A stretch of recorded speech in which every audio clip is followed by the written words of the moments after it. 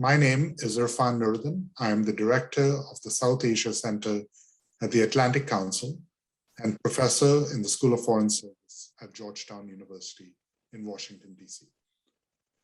Today, we have the real pleasure of welcoming back a friend of the Atlantic Council South Asia Center, Mr. Dawood Ghaznavi.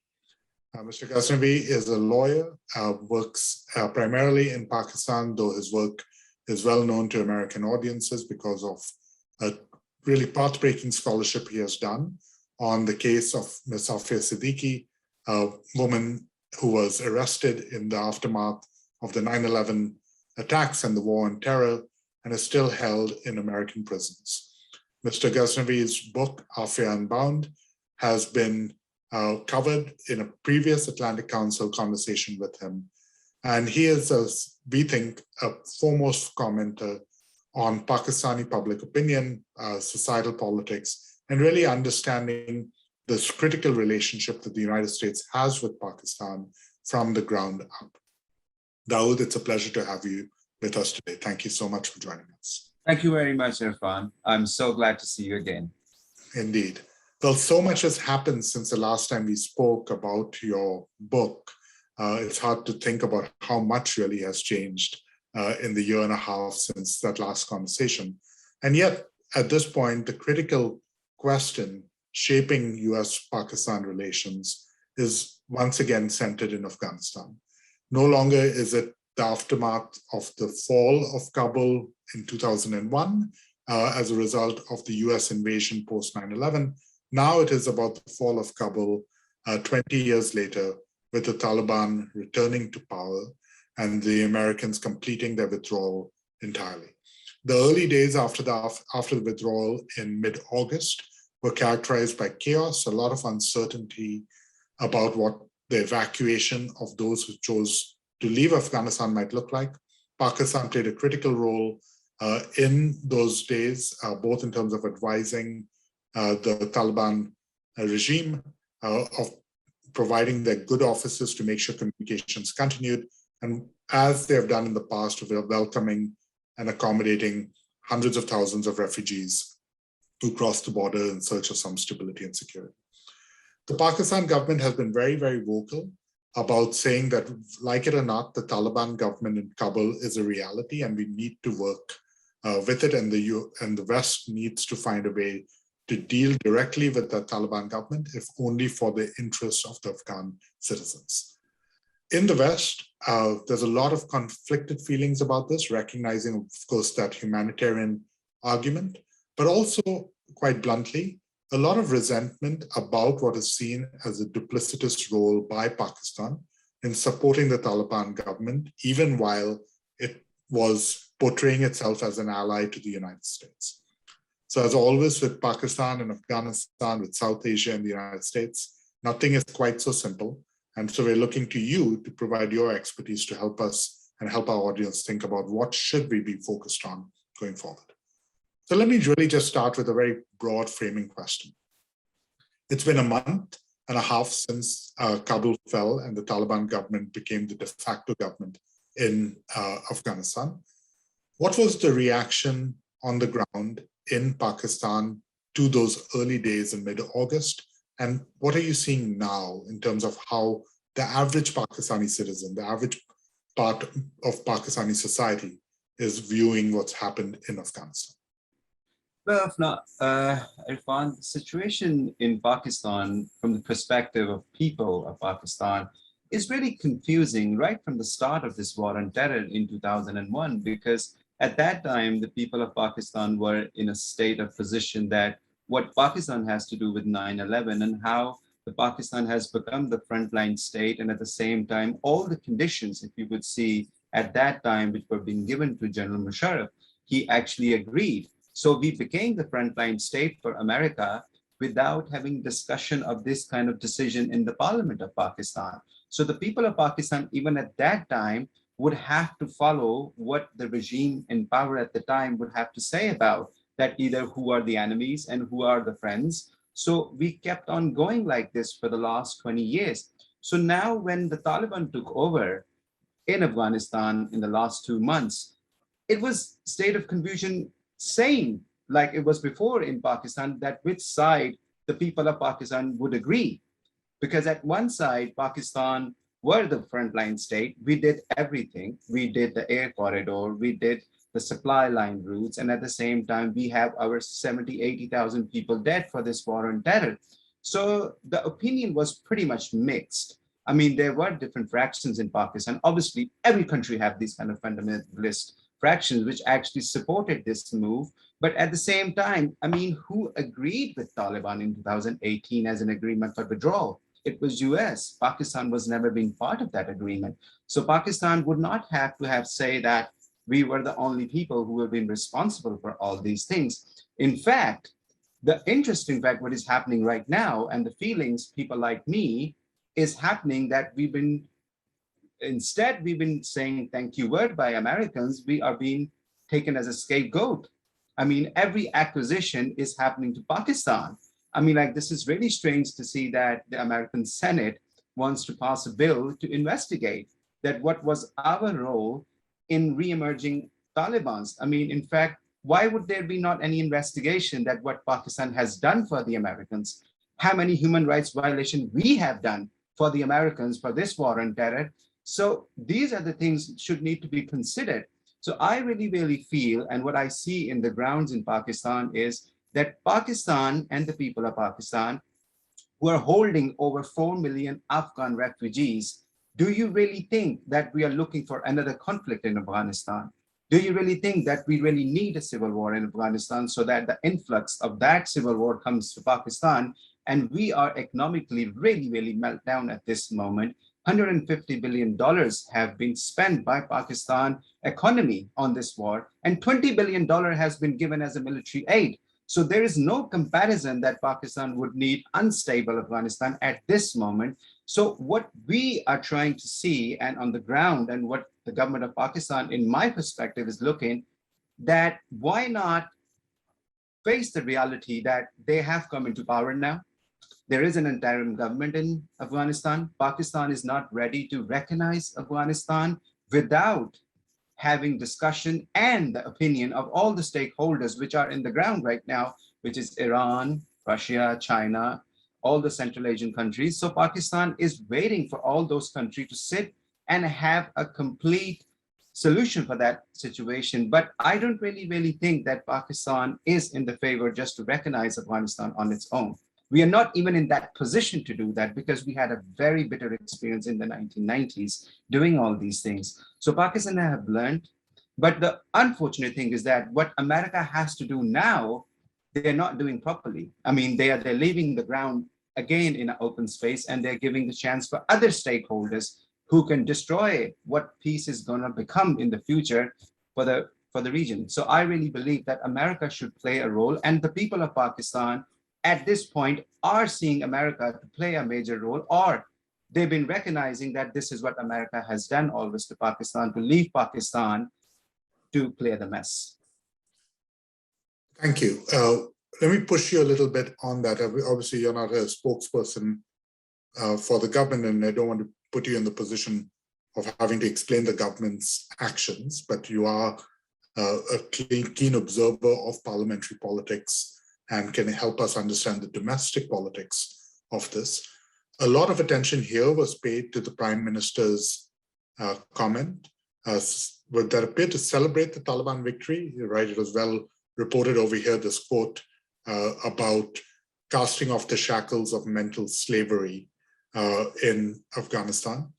There were also widely reported incidences of what appeared to be maybe there were hardline elements in Pakistani society celebrating the return of the Taliban, seeing this as a vindication of some sort of Islamicism.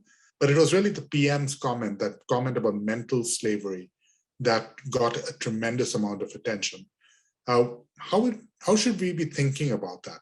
How should we think about what the Pakistani state's implicit support for the Taliban is, given a prime minister making such an inflammatory comment?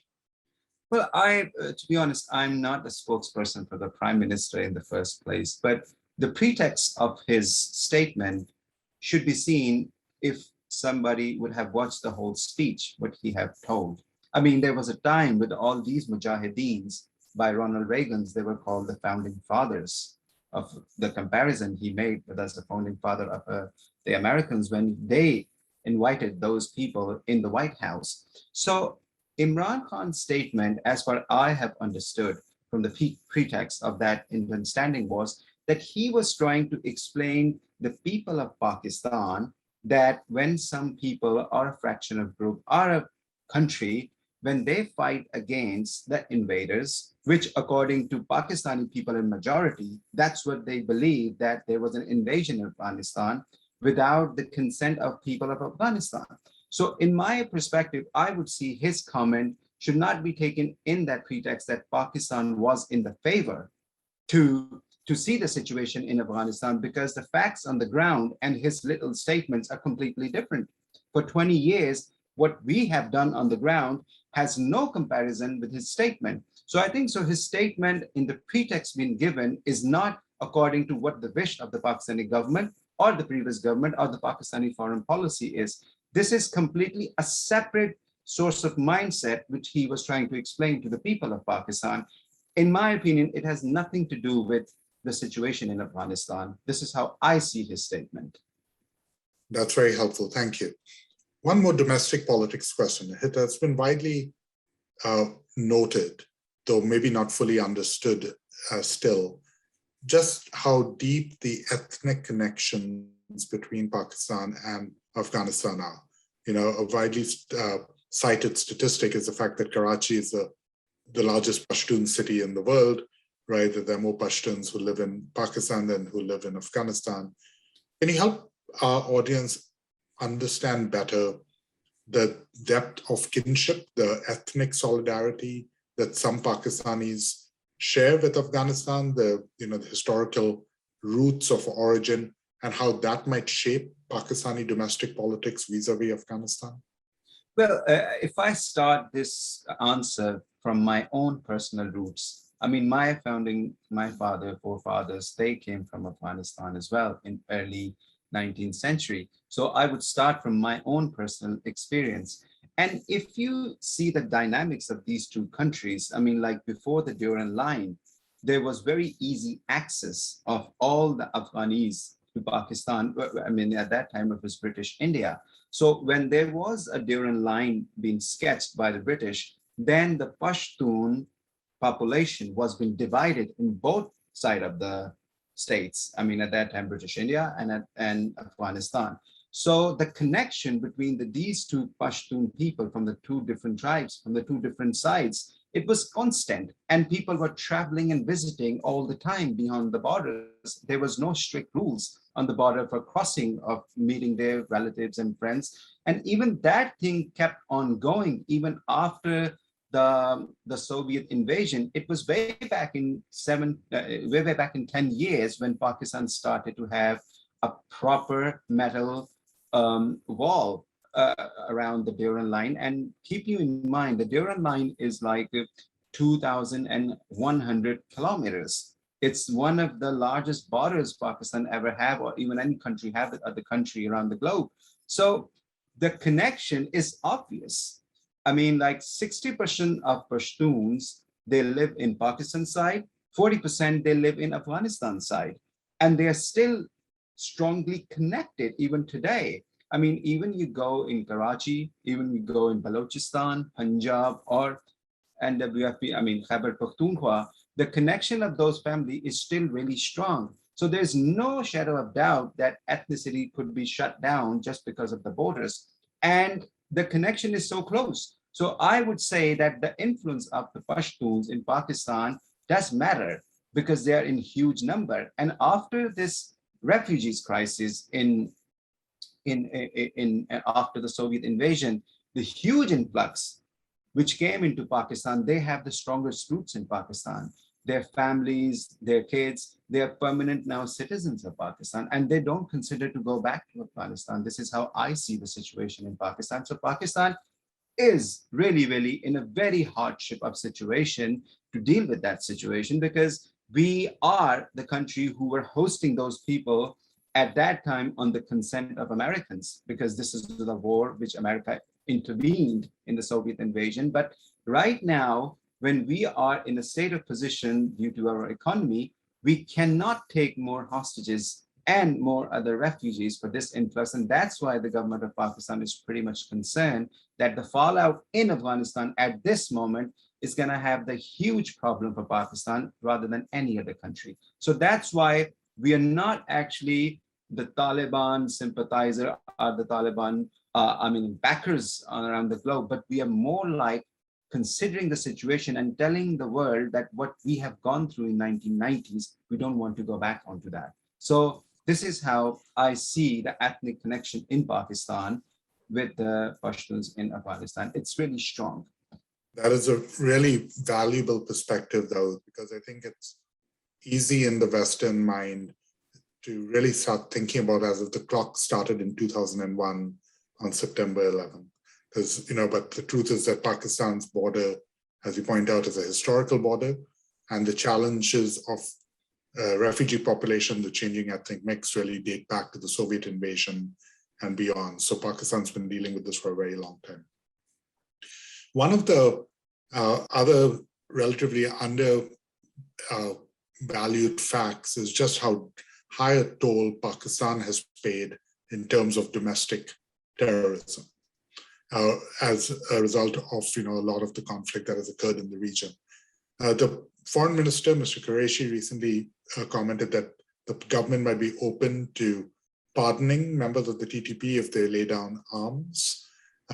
What is the general sense from your perspective about how the society is viewing prospects for domestic terrorism in Pakistan? Is that a concern? Do they see stability across the border as a critical part of making sure that there is peace within Pakistan's borders?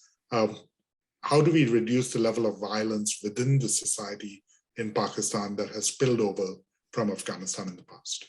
Well, let's see from this perspective first that how TTP actually came into being. Who are those people? And how they have started bombing in Pakistan and became anti-state actors.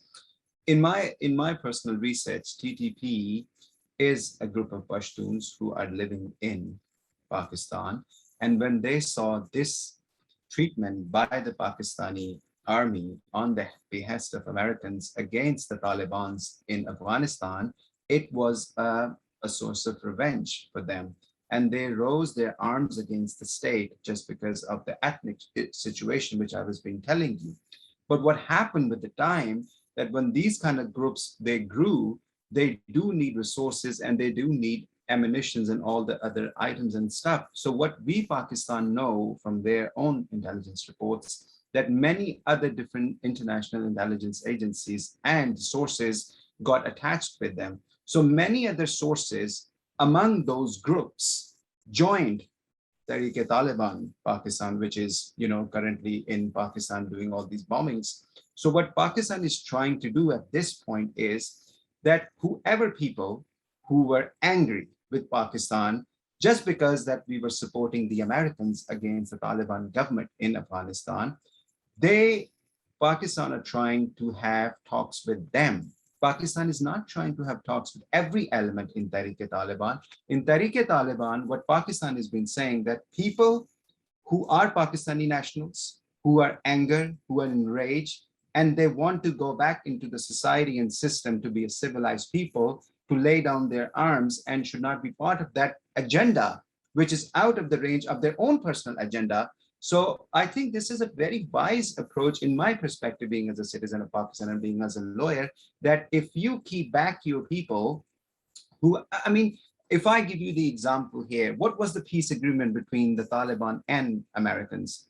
That the Taliban would not give sanctuary to any terrorist organization which American thinks are terrorist. And the second thing was that they will not lay any attacks on the Americans. And if that situation would be okay, then we are ready to talk and we're ready to have a peace agreement. So this is the same thing Pakistan has been trying to do, that the Pakistani elements within the TTP, we believe the TTP is not a group of people who are only Pakistanis. There are a lot of different fractions who wants to hurt Pakistan, who are part of the group of people who are hurting the insurgencies in Balochistan as well. So these are the people we are trying to differentiate them. We are trying to cut down those people from those groups which we can have control on them and where we can have disintegration within that group. So what Pakistan is trying to do at this point is that the people within TTP who are angry with Pakistan, who have these issues, that we were being part of American invasion in Afghanistan and we laid our arms against the Pashtun people or Afghan people. So what we are trying to tell them that the situation is back to normal. Pakistan is never become a part of any international adventure now against any other country, and giving our airspace or giving our land, all those opportunities for those countries. So what we're trying to do is that we're trying to engage with them and getting them back to the system. So at least we can cut down the extremism in Pakistan. And I personally believe that the idea should be cut down when the consent should be heard. So the TTP have their consent because whenever they made an attack, they give their consent.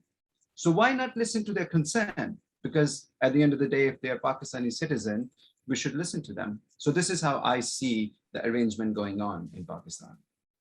Thank you. I want to pivot in the time we have to a comment you made about now what the US and the Western powers should be doing in terms of engaging Pakistan.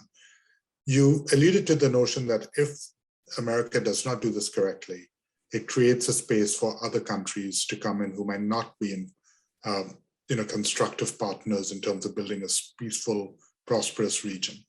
Can you elaborate on those comments? I have to say that in Washington right now, there's a lot of concern about the potential role that China might play, the role that Russia might play.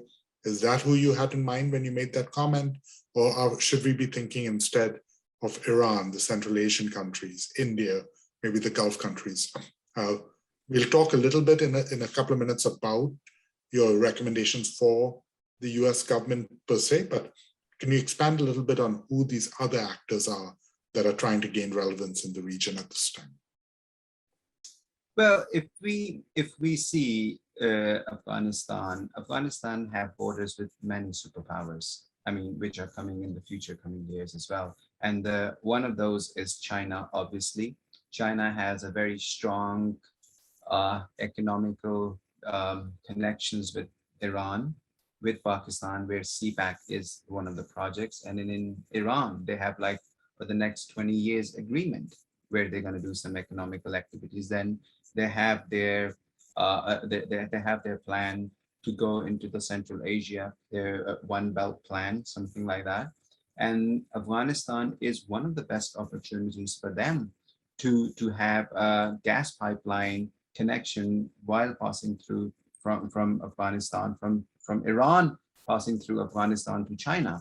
And the other thing is that what China is more concerned about is one of the Muslim extremism in China as well. I mean, this is a very concerned issue for China, and they have this belief and perspective that the Taliban could have been more instrumental or placed a sanctuary for all those group people and those elements within Afghanistan. So China is very much concerned to control the extremism in their own country, right from coming from Afghanistan, and other end is like the way China believed to have a development and economical opportunities in countries. So Afghanistan, which is a downtrodden country, completely destroyed for the last 20 years, it's the best opportunity for countries like China to make their economical investment in Afghanistan. And plus, they do see a huge prospect to grow in Afghanistan, because in Afghanistan, if you would see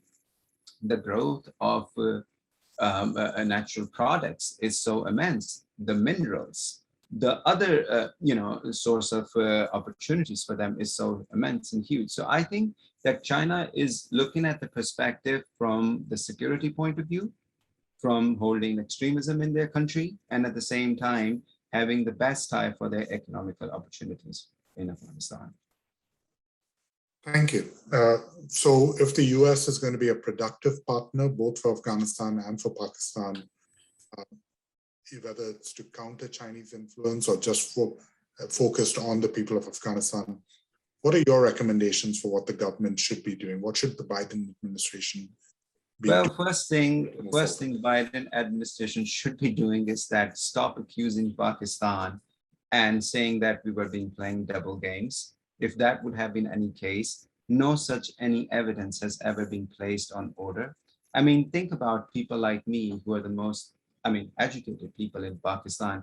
We believe that Pakistan has been bent so much and Pakistan has done so many human rights violations, which I was pleading one of the case of Afia, if you read about it, that so much human right violation we have done on the behest of America, and so much we have done and destroyed our economy on that situation. So what I really, really see that Pakistan is on the verge of situation where we cannot keep a blind eye on what is happening in Afghanistan. We have clearly told to the Americans and to the world that we will not accept the Taliban government unless the other stakeholders are agreed on the same point. So Pakistan is very much concerned what is happening in Afghanistan because it directly hits the interest of Pakistan. So the first thing Americans should do is that regardless of saying that what wrongs have been done during these 20 years, obviously there could be mistakes from every end, but the longer perspective was that Pakistan always wanted to have a very, very, very strong relation with America. But at this point, I think we are more concerned about more bilateral sort of relationship rather than just going through the other aspect of things. And secondly, which is more concerning and burning issue, which concerns to me and millions of Pakistanis, and this is what I have discussed with the Congresswoman Sheila Jackson-Lee 2 days ago, is the alarming situation of Dr. Afia Siddiqui in the prison. Because what I see in the last 2-3 years, since all this peace agreement and the withdrawal of Americans started, there is a certain hate against the Taliban have started in America as well. And this is directly affecting Afia in the prison because she has been accused of being the Taliban sympathizer or working with the Taliban. There are many occasions where she has been attacked by the jail officials. And recently she was being attacked by one of the inmates in the prison. So her condition is really, really alarming. And it seems like that she is becoming a part of this target of hate, in the American society. And this is what I have discussed with Sheila Jackson-Lee as well. And the most alarming thing is that one of the most well-known Muslim cleric, Umar Suleiman, he held a protest against this inhumane treatment outside Carswell Medical Center in where Afia has been imprisoned. So we must not and we should not keep a blind eye on this issue because tomorrow, again, a Muslim resentment could start against this inhumane treatment. And I continuously been saying, and I still believe that Atlantic Council, I really thank the Atlantic Council that this issue should have a solution based on the merits of both countries would benefit out of it. And I really, really believe that as a goodwill gesture, America should come forward and come up with a solution that how to deal with this crisis. And because it can become a crisis because of all the situation what is happening around her. So I don't like to see a conflict between Muslim and the Americans again on this issue because her inhumane treatment is coming out very frequently now. Thank you. And I'm having a meeting with Sheila next week to discuss this issue more detail and how we can mend relations between Pakistan and America on this issue. And she has told that on human rights issue, the American administration is ready to talk. So I really, really feel Americans are really ready to work with Pakistan, but we need to plead the case in more profound way. Okay, well, thank you for that connection back to your earlier work and a continuing work about the case of Ms. Afia. We wish you luck in bringing in great attention and maybe some relief for her, but also really I'm very grateful for your continued willingness to educate and explain the views of ordinary Pakistanis in terms of these very complicated issues. As you point out, it's so easy for great power politics to occur without the consent of those that are on the ground, that those are governed, decisions made in parliament, decisions made within a cabinet, decisions made within the military establishments. but that have tremendous impact on hundreds of millions of ordinary citizens. And those voices are all too often ignored by the powerful. And so we're grateful that you're willing to share your insights so we can understand better on that.